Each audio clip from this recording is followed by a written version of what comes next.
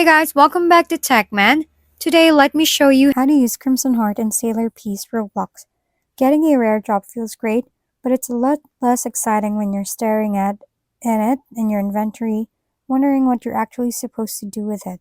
If you've obtained a Crimson Heart in Sailor Beats Roblox, the first step is making sure it came from the Cursed King boss, since that's the main source for this item.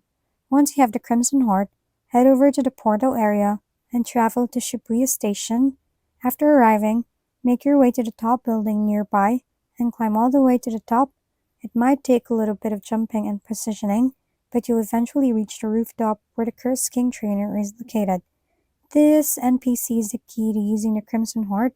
Interact with the trainer and look for the option to purchase or unlock the Cursed King ability.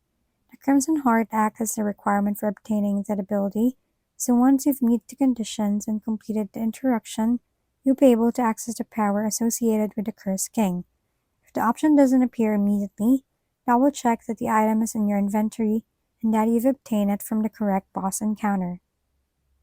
If we've been helpful, kindly give us a thumbs up and don't forget to hit the subscribe and bell button for more contents. For any questions and suggestions, comment down below.